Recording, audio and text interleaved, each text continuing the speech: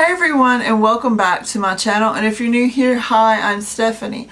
So a few weeks ago I kind of put out on Facebook and Twitter that I wanted to do a Q&A video, and I got some responses, so I thought I'd go ahead and do that. A couple of the people I don't have who asked me, and I'm sorry. For the people that I know have a channel, I will put the channel links down below. So the first question, and I don't have this person's name, is what is the most expensive makeup product you've bought and why? The most expensive makeup product that I bought was the Guerlain Crazy Pearls, which I do have like a complete video about that. And I bought it because one of the makeup like blog groups that I'm in talk about the Guerlain pearls all the time. That is like a big thing in there. So I was very, very curious. They came out with this new limited edition one for Christmas last year, and it was really, really pretty. It had like a hot pink in it. It had like a lavender. Basically it's kind of like an all over powder or like a highlight powder, however you want to use it. That one is so pigmented that me being so fair, I almost have to use it as a blush, or even like take out certain of the little pearls and use those as blushes, and then use others as like a highlighter or finishing powder or something like that. But it is pretty expensive. I believe it was $65. So I use it very, very infrequently, but I love it, and it smells like violet, so it's really nice, and it has a really pretty tint too. The second question is from Gemma, and I know she has a channel, so I'll put hers down below. It was, I love Q&A videos. My question is, what made you start your YouTube channel? I have answered this before. Basically, I watched a lot of YouTube videos. It was something that I actually started doing when I was pregnant with Lily, which was my youngest child, because I was on bed rest a lot with her. So, you know, I could have my laptop there with me, and I was watching YouTube videos. A lot of what I was watching was YouTube makeup reviews, and to be quite honest, some of them I kind of felt were not the most honest reviews that could have been out there, and it kind of made me think like, hey, this is something I could do. And also the whole thing is that I am in my 30s. A lot of people that I were watching was in their late teens or early 20s, or even some was like late 20s, but they had different, you know, makeup needs, skincare needs, and all of that than I did, and I didn't feel like that I was finding enough of my age demographic out there. Now I will say, since I've started YouTube, I have found them, and I've kind of bonded with a lot of those ladies, but I just wanted to put it out there. So after I had Lily, I was a stay-at-home mom. I wanted something to do to kind of occupy my time when she was asleep, so I started my YouTube channel, and I've loved it ever since. The next question is from Roy, and he does have a channel too. So, when you can't come up with a video, who's your inspiration to getting the video done? I am really lucky in that I haven't really ever been to the point where I can't come up with a video. Number one, I think because I am like a beauty person on YouTube, they're always coming out with new products. So the easiest videos for me to do is talk about like the new stuff that's coming out, or if I get the new stuff, to do a review, that kind of thing. And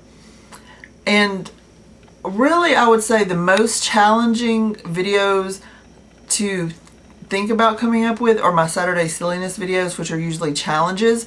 So I kind of have to either make up ones, which a couple of them that are coming up in the future, me and my son have kind of came up with, but a lot of the time is spent like going through YouTube, finding challenges. Well, is this going to work for us? Because some I can't do. Like, I'm allergic to cinnamon. I can't do the cinnamon challenge. I would probably die. which wouldn't be good. I mean, it may get a lot of views, but then I would never make videos again. So yeah, I wouldn't really say like I have an inspiration. Number one, I keep a notebook and I write down any kind of video ideas that come to me. And then I also have, me and a friend of mine will be like, hey, do you want to do a collab? Because I've had several people just, out of the blue say, hey, would you like to do a collab with me? I have this idea. So that's helpful. But yeah, at this point, at least, I haven't really been stuck for ideas. So the next question is, what skincare products do you use on days when you don't actually wear makeup? And then there's a second part of the question, tell us about each of your kids. Okay, and that was from Mommy Loves Makeup, which I'll put her link down below. The first part of the question is my skincare products on days I don't wear actual makeup. And my skincare products would be the same if I wear makeup or I don't wear makeup. Basically, I would wash my face and then I would put on a serum. I would put on a moisturizer with SPF, which would be, that's the main thing, is if I'm not wearing makeup, I definitely have to have SPF, because a lot of my makeup, or usually all of my makeup, as far as foundation, has SPF in it. But I will say there's very few days that I don't wear makeup. And about my kids. So I have 4 kids ranging in age from 16 to 2. My 16-year-old is named Sebastian. He is 6'5". He looks very, very much like me. If I was a boy, that's probably what I would look like. He is very, very stubborn and funny and has probably the most similar personality to me. And we bump heads the most of all of my kids because of that. But he is very, very independent. One thing that I really, really admire about him is that there is nothing shy about him. I tend, if I'm meeting someone new for the first time, I can kind of have social anxiety and it makes me nervous, and so I don't say anything. And if he meets somebody, they're like fast friends. Like, he can literally just go up to anyone and talk to them, and I just really admire that. My daughter, which is next in line, who's Anastasia, y'all have seen her before. She is 13. She'll be 14 in October. She is really, really sweet. She is just the apple of my eye, literally. If you asked her to do anything, she will just do it with like a smile on. She loves to read. She loves to draw. She is very, very artistic and talented. She is also the shyest of my children. And she's shyer than real. I wouldn't say I'm shy. I'm shy sometimes when I first meet someone, but she is really shy. Like, she has a hard time kind of talking to people, but I actually think kind of like talking to the camera has helped her a little bit.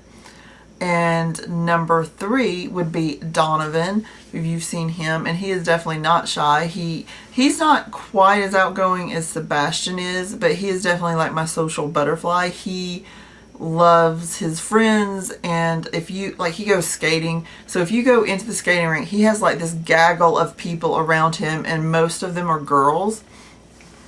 And yeah, it's just hilarious. Now, he is my shopping buddy.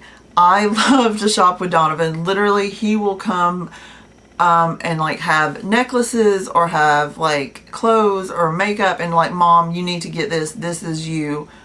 And it will be like the cutest stuff you've ever seen. I absolutely just enjoy hanging out with Donovan, and he makes me laugh all the time. I love him, and yeah, he's really, really funny. So baby Lily, she's a little crazy. I don't know whether that's just her personality or because she has 3 older siblings that when she was little definitely like, did whatever she wanted them to do. she now thinks the world evolves around her, and pretty much in this household it probably does, because we're always chasing after her. She has destroyed more makeup of mine, and my mom's too, than, and Anastasia's for that matter, than I ever knew any child could ever destroy. I guess I was lucky in that my older three kids never really got into stuff. I mean, we put, you know, safety locks on cabinets of things that they would hurt them if they got into, but they never even tried. Like, she literally, I think, has got into every safety lock that we have ever tried to put up. Luckily, you know, we're usually right there behind her to stop her from getting into anything. We've had to put special locks on her doors because she would try, I mean, literally, and actually she's better now. She doesn't quite, I think now her brain is thinking a little bit better, so she doesn't try to go outside without us. But for a while there, it was like she had the physical capability of opening stuff and going out, but didn't think things through. But she could literally open up like all the locks on her door, and we had 3, and so now we have 4, and we have one really, really high, so she can't get out. Yeah, so that was scary. And she's hilarious. I know y'all seen her in vlogs and stuff, but she's the cutest little thing you've ever seen. And she's the only one of my children that has blue eyes, which is funny. Donovan is the only one of my kids that had red hair, which was funny. My ex-husband has red hair, and he said, he always like, we had to have 3 kids before I had one that looked like me. It was just hilarious, because Anastasia and Sebastian both look like me. The next question is, how much time do you spend a week filming and editing? A lot. I would say I spend more time filming than I do editing. I don't particularly edit a whole lot. I try to get everything I need in like a couple of takes and then kind of put it together, or I'll do one take and then just cut out a little bit. So I would say I spend probably a couple of hours a week filming, and maybe 45 minutes to an hour editing for a whole week. Now, I will tell you, since I've gotten my new camera, I have to export from my memory card to my computer, and then do from my computer to YouTube, and that has taken a long time since I now film in HD. Oh yeah, so I now film in HD, so you can go down there and click on that little HD thing and like settings and watch me in HD. But yeah, that takes me longer than anything. And then sometimes Lily, the crazy baby, will turn my computer off in like mid export or upload, which that's really fun. Not really, no. Okay, the next question is, what do you like to do when you aren't filming and editing? Because we all know you post videos every day. LOL, I don't know how you do it. Okay, so that was from Carissa, and she also has a channel, so I'll be putting that down below. What do I like to do? Well, most of the time I'm like just hanging out with my kids, being, you know, a mom. But I also like to watch movies, which I don't do an awful lot anymore since YouTube came around, but I really like horror movies. I like to read books, which I haven't really done since I started YouTube. But I am reading, let's see, oh no, I put it over there. I started reading one of my favorite books by Stephen King that I can't even remember. What is the name? Lizzie's Story, something like that. It's one of my favorite Stephen King books. He's my favorite author. So I do read quite a lot, or I did read quite a lot before I started YouTube. And yeah, what else do I like to do? I do like to swim when it's summer, and I like to shop. I think shopping is probably my hobby, which could be bad or good, I guess. But most of the time, if I'm not filming or editing or watching YouTube videos, I'm probably just doing like mommy things, like playing with the kids, cooking dinner, eating, cleaning house, that kind of stuff. And those were all on Facebook. And then I had some that were actually, those were from like the 10K subscriber project people. And so then I had some on my regular Facebook. I had 2 from Jessica, which is Beauty by Bissette. I'll put her channel down below. The first question is, do I work out of the home? And the answer to that question is yes and no. I am technically a full-time stay-at-home mom. As of right now, I am actually looking for employment.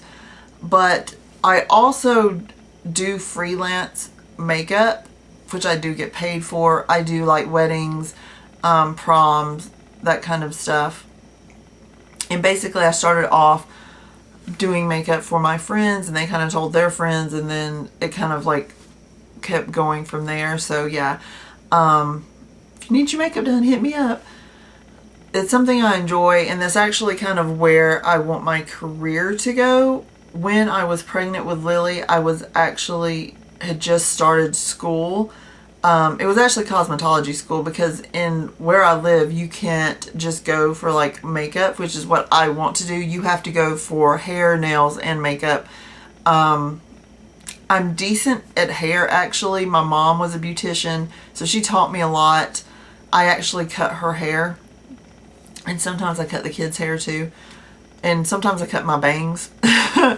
But I don't really want to do hair. I just really want to concentrate on makeup. So I'm kind of trying to get in with either Sephora, Ulta, MAC, one of the counters. That's kind of where I'm trying to go. I may have to go back to school to kind of get my foot in the door. I'm not really sure yet, but that's kind of where I want to go, if that makes sense. And the second question, do I think I will cut my bangs again? Well, since she asked this question, I have cut my bangs, but not like a whole lot. This here is like the length that my bangs were, and then when I went and got them cut, he just kind of cut this part, so it kind of goes over like a side bang type thing. But I tend to go for long periods of time where I'm growing my hair out, which I am still trying to grow my hair out, even though I like cut all this up here. I want my hair to be pretty much to my butt, like not completely, maybe more to my waist. But I grow my hair for about 4 years, and then I get tired of it, and so I usually cut it off till about like here. I'm going to try to avoid that stage, so maybe getting my hair cut just on the side here, where I can grow this out pretty easy, I think. Kind of kept the getting tired of my hair being long away, so I can grow it out. So yeah. The next question is from a friend, Misty. Now, she isn't from YouTube, but she just asked me to talk about my tattoos and what meaning were behind them. So y'all may or may not have noticed, I have a sleeve, which I don't know how much I can get in the picture. Let's see. Woo. And go up. This was my first tattoo. Funny enough, Anastasia had a shirt that was like a skull with a crown on it, and I really liked it. But then I found this skull in a book, and it had a bow in the hair, but not a crown. So I took the picture of this skull and Anastasia's shirt to the tattoo artist, and they put the two images together, and that's what started my first tattoo. And I absolutely love it because it has heart eyes, so it's like a girly skull. Funny enough, 2 weeks later I went back in and told him I wanted a sleeve. So I went from having no tattoos to 2 weeks later having a full sleeve. Well, basically it was I had an 8-hour long outline on my arm, but it was still a tattoo. And so since then, I've had color. It is still not finished. Like if you see, like all under here is still not colored in, and even some like here isn't. Unfortunately, the guy that was doing my tattoos that I absolutely loved and I trusted was in a bad motorcycle accident, so he cannot tattoo anymore. I do not actually know if I'm ever going to get it finished, because it almost kind of has sentimental value to me being not finished. And I would say the reason why I have tattoos, I kind of call it my divorce sleeve. I have a couple names for it. Number one, I call it my girl power sleeve. Number two, I kind of call it my divorce sleeve. So I got the tattoos kind of right after my divorce. I'm not really necessarily a party person, nor am I someone that's going to go around and like sleep with other people.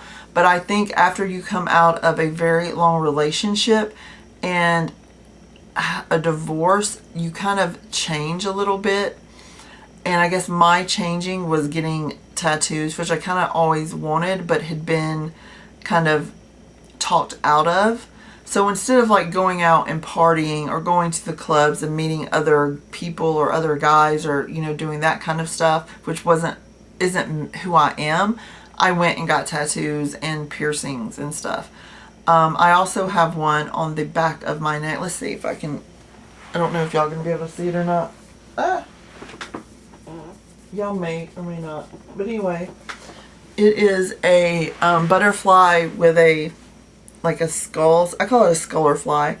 I just liked, I like skulls, or I liked skulls at one point, and yeah, I liked the colors. A different person did the one on my neck than did the one on my arm. So yeah, that was my tattoos. And then my last question is from a friend of mine named Jeff, who asked if I had seen the part 2 of Human Centipede and part 3 of Human Centipede, because me and him actually watched the Human Centipede movie, the first one, together.